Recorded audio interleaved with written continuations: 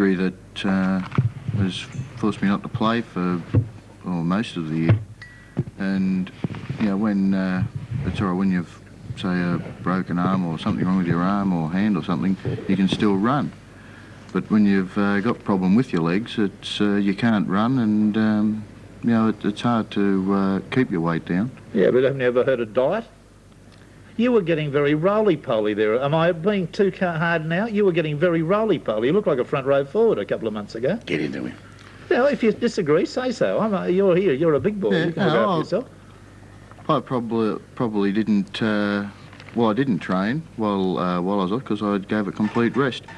But I don't think I was getting roly-poly at all. Well, blimey, mate, how long have I known you? Since you came to Manly as a 16-year-old boy or something or other. I've known you since that time. And believe me, at the start of this, through this season, you started to get very bulky and heavy-looking, and I wasn't the only one that noticed it. So, shall we agree to disagree? Okay. Graham, on that score that things weren't going too well for you, was there any thought of retirement in your mind? It got to a stage, Barry, I thought, well, if the injury reoccurred again, I would have to look at the fact of retiring. But it was a physical thing. You realised that he had problems with the legs rather than the criticism from media, because one of the things is as soon as you start to lose form, no matter how good you are, for some reason you attract all the publicity. So that's right. The legs, but once you get hamstring troubles, if you've got it reoccurring, you've got a real problem. How do you feel about your form now, Graham? Particularly after last Wednesday night when I thought you had a magnificent game. And in this game you had a good game, yes. No, I'm very happy with my form at the moment, Alan. I'm getting confidence back in my form every week. When I spoke to you on Friday, I just asked one question and your answer startled me a little. You haven't given any thought to the Kangaroo Tour selection? No, I wouldn't have even been in the selectors' minds. No, you wouldn't, but after this game against Balmain, in which you had a top game, and I saw the full game on tape, you are very much in people's minds. You must be in people's minds now. You're going to have to start thinking about whether you're available to Kangaroos. Will you be available, do you think, Graham? Well, as I said on Friday, Alan, I'll have to think about it. So it's a long time. You're away from your family for 3 months, and it'll be a hard decision. Well, just looking at this game, and the voice you heard there, of course, was my error. Was Alan Clarkson. I should have introduced him again. A long-time panellist, but we've got two sickies today. Weaky Noel Kelly is away. I thought hookers were supposed to be tough. I knew there was a definite streak in him. You can expect Cole to go down because of man of his venerable age. He's got the virus and he's fallen away. But Noel Kelly, you big weaky, I don't know what's wrong with you. But this game, looking at the full game on video for the third consecutive week, former Manly players were instrumental in their old team's defeat. John Dorahy did it for Illawarra with a late field goal. Jim C did it for Cronulla with a late try. And now in this game, you'll see Steve Martin for Balmain with a late try. Now, Manly ought to sign everyone to lifetime contracts, I think. That's the only answer. It's their fourth consecutive loss in premiership games. Eden's goal-kicking failure, only 2 from 6, cost them very dearly, as Manly scored 5 tries to 4. It was a very good display by the Balmain side. A number of the Tigers played above themselves. Filipina, Martin, Roach and Hemsley all did very well. And significantly, no one failed for the Tigers. Plenty of the spirit and heart on the side.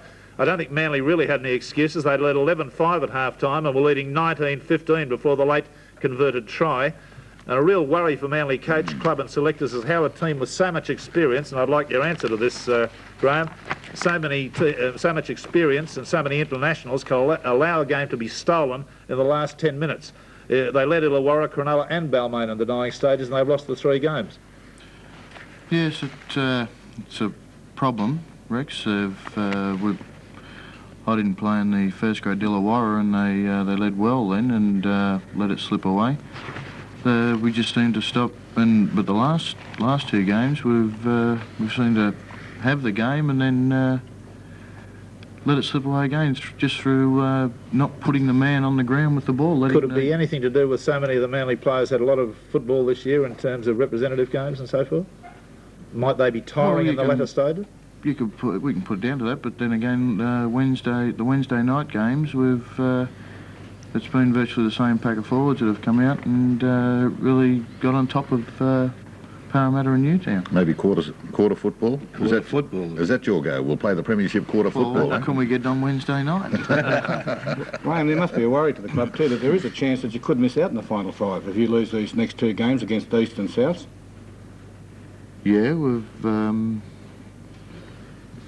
I think if we can win one of them, we're assured of 2nd or 3rd spot, which is what we're aiming for. But then, as you say, Barry, if we lose the 2, Well, could miss there's out. a strong possibility you're in trouble if you lose too. You've got to win them. This is the Graham Eady try again, and this is 72-78 vintage Eady, isn't it? Running very powerfully, Stretching out. breaks the tackle at the end of it, half down, up, and goes on with it. Forward progress, according to the referee, not stopped. And that's a bulldozing try. That must have given you a hell of a lot of satisfaction, that one. It was, Rex. That's probably the first time I've really stretched out since coming back from injury, and it was good. You know, Graham, on the old English system there, you go from full back into second row, from second row to front row. You know about that, don't you? And end up looking like you. That was the second row I was trying, that one. I've often wondered why players don't pull the long hair of players. Well, Broadhurst obviously has breached the contract of not pulling hair because he got him a handful of Hemsleys on this occasion and swung him to the ground by it with an assist from the shoulder. But you don't.